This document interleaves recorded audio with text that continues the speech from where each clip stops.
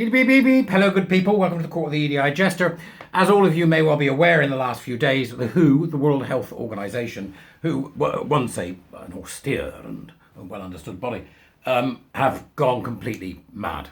Right? So over Christmas, they were up to some shenanigans with this new trans guidance for the world, global trans guidance, which they snuck in over Christmas with a small consultation period in order to be able to get the gender activists at the front of it. So this is the WHO, the World Health Organization, is captured by trans rights activists and critical social justice nut jobs, right? Okay? The WHO, for God's sake. The World Health Organization, no longer fit for purpose.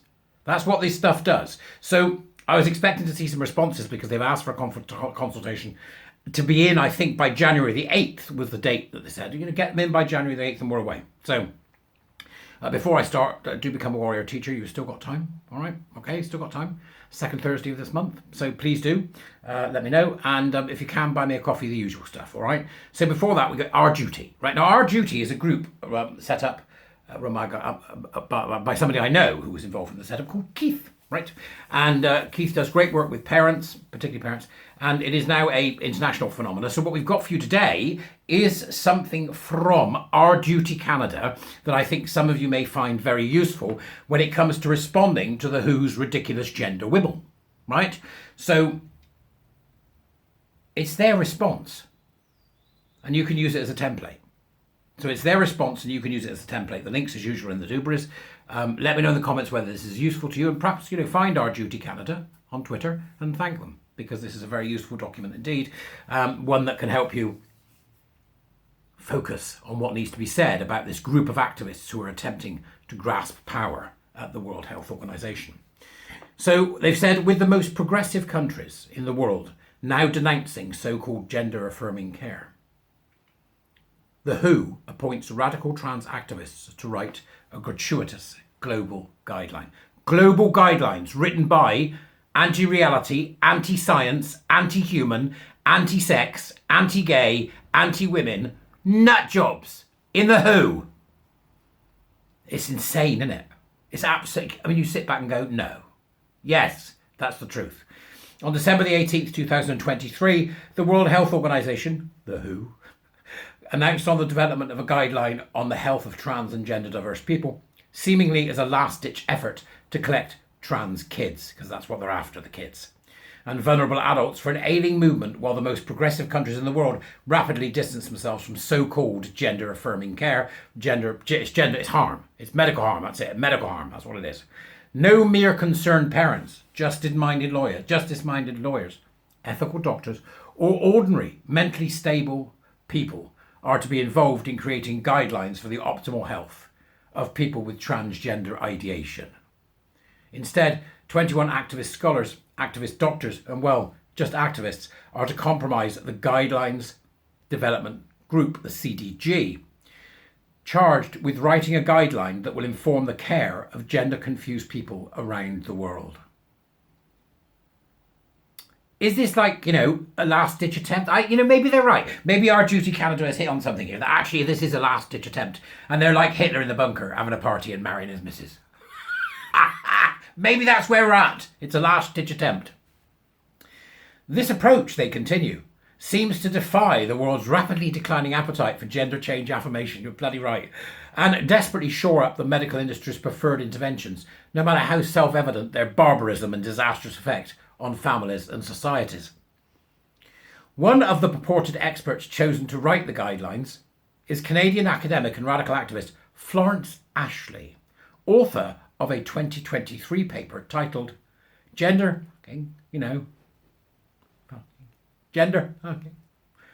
Non-Disclosure, Sexual Fraud, Transgender Bodies and Messy Identities. Absolutely insane. And there's some tick-boxing goblin that went, yeah, that's right, you can write this, we'll pay you.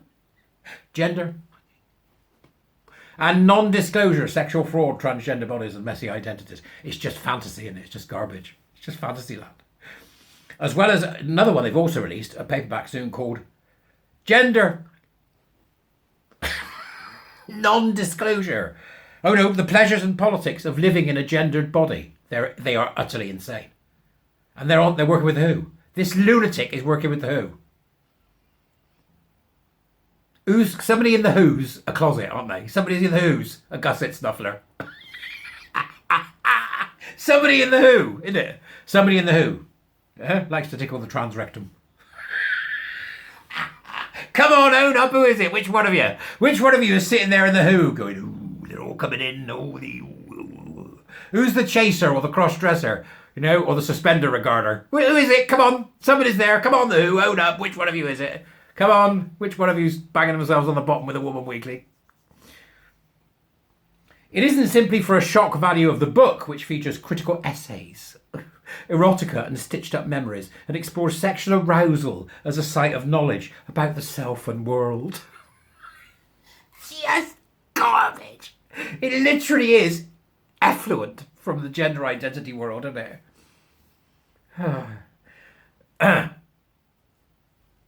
So this person, this Ashley person, was it Florence Ashley or something? Yeah, Florence Ashley, right? Okay.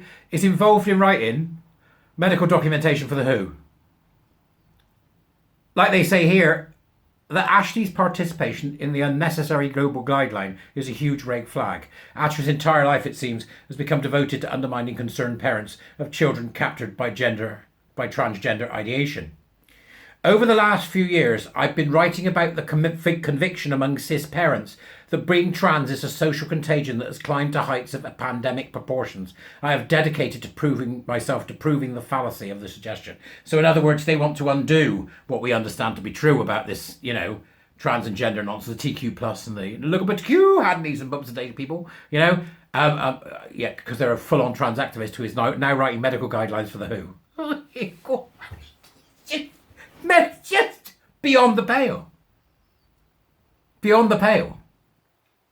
In a highlighted excerpt from the book, Ashley states, over the last few years, I've been writing about the conviction among cis parents that being trans is a social contagion, blah, blah, blah. This publicly declared self-blinkering, contempt for concerned parents, and insolence to the safeguarding of children who often do desist from gender identities. They'll desist as soon as you tell them to. Right? Start young, education. This is dangerous. This is part of our world like you would treat heroin. Okay? This publicly declared self-blinkering contempt for concerned parents by Florence Ashley and insolence to the safeguarding of children who often do desist from gender identities is enough to discredit not only Ashley but also the entire selection exercise that put this board together. Further, Ashley's statement holding open the possibility that every cis person is at a stage of becoming towards transness. So, you know, the docker, Brian, right, who's out there doing docker work, and, you know, little Richard, who's sat doing his office job, and Mary, who's running her business, and Margaret, who's cooking breakfast for a few people around the corner in a cafe, are all on a journey to transness, according to Florence Ashley, who is going to advise the Who on the medical care of deluded people. All these. I'm going to go and see Margaret tomorrow. Hey, Margaret, my love, did you know that you're on your way to transness? She'll be, that's nice. Make a sandwich. Nut jobs, right? The UK government has got to look at the Who and go, we're done with you. We have to say it. We're done with you. Goodbye. Goodbye. Nothing to do with you, thank you. Nothing to do with you. Because they've obviously gone mental. They've gone mental. So Ashley's statement, holding open the possibility that every cis person is at a stage of becoming towards transness, reeks of bias towards a trans nation that relies on the forceful persuasion of children and vulnerable adults to bring it to fruition. Of course it does. The cult needs its cult members before they can practice their flesh sacrifices. It's terrible, isn't it? It really is terrible. That's the truth of it. That's what this person's about. This is an individual and an attitude webbed throughout the GGG, which is the board that they're putting together, fraught with the extreme bias that warrants exclusion from the guidance writing process according to Who's own handbook for guidance development. Beyond Florence Ashley's rather hostile everything trans and openly anti-parent convictions, the cherry-picked writing crew for this strong-armed global medicine guidance is dripping with the bias that the Who is bound by its own policies to avoid. About a quarter of the proposed GDG members are past presidents or founders of WPATH, CPATH, EPATH or PATHSA, PATHSA, which of course we all know came from the Beaumont Society, the bunch of bloody, gusset gropers going back to the 70s, back to John Money and all that. We know, right? This whole thing's a boondoggle now. It's just a money-making scam for them to get their hands on children so they can medicalise bodies and therefore make profit. The farming of bodies. It sounds dystopian because it is. And then they've really helpfully listed the conflicts of interest. That's the bit, that's the meaty bit you want. Yep. They continue, pointing out the glaring conflicts of interest among the 21 individuals set to dictate trans and gender diverse healthcare for the entire world is a lively game of ethical whack-a-mole. Moreover, this trans lobby boys club, by the nature of their own affiliations and public messaging, seem to be fueled by validating this messaging and, in doing so, offering increasingly invasive medical procedures to other people's children. Breaches of child safeguarding occur in the shadows, just as this misguided one-sided guidance is attempting to do, bringing in child harm through the once a child says, I may be a boy, the severe, I've said this, the backlash should be so severe, so adult, that they never forget it. They never forget it. This is dangerous. Respond. We've got to the 8th.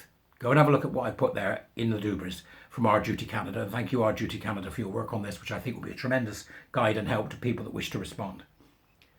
This organisation, the WHO, this CDG, does not need to exist. It does not need to exist. We don't continue gender affirming care. We stop it. We stop it. Full stop. The end. Done. That's what you do. And then you deal with the individuals, be that educational triage or psychological, long-term psychological intervention. That's where we go next. But you can tell me, as you will, I'm sure, in the doobers, can't be a warrior teacher. Stop fanning about. And I'll see you later. Bye.